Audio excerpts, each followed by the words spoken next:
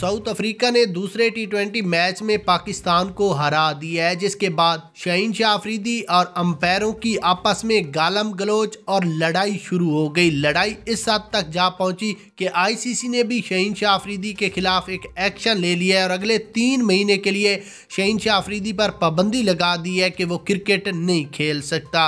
इसकी बड़ी वजह क्या है वो अभी आपको बताते हैं। उसके बाद पहले आपको ये बता दें कि शहीनशाह अफरीदी और अंपायरों की लड़ाई हुई क्यों, किस वजह से हुई।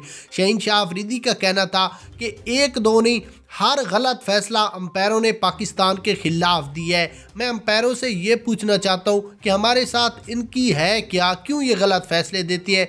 अगर ये ठीक फैसले देते तो मेरी किसी के साथ भी लड़ाई नहीं है। 1-2 नहीं बल्कि अंपायरों ने मेरे एक ही ओवर में 3 गलत फैसले दिए और मैं नहीं चाहता कि पाकिस्तान हारे मेरी वजह से। और अंपायर अगर ये फैसले सही देता तो पाकिस्तान ये मैच जीत चुका होता।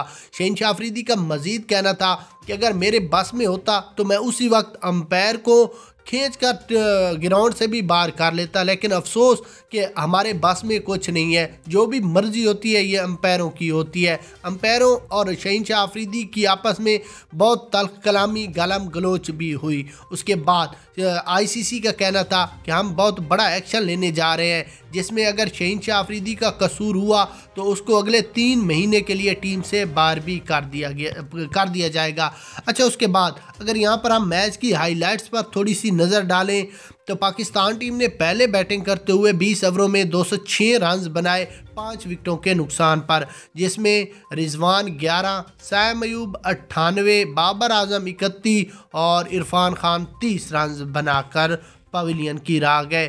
उसके बाद अगर हम साउथ अफ्रीका टीम की बात कर लें तो उन्होंने 19 ओवरों में ये टारगेट कंप्लीट करके पाकिस्तान को दूसरा मैच भी हरा दिया है। अब ये थी मैच की हाईलाइट, शहीनशाह अफरीदी की अंपायरों के साथ लड़ाई। इसमें शहीनशाह अफरीदी का कसूर है या अंपायरों का? आप इस बारे में अपनी राय कमेंट्स में लाजमी दें। अगर आप शहीनशाह अफरीदी के फ़ैन हैं तो इस वीडियो को शेयर करें।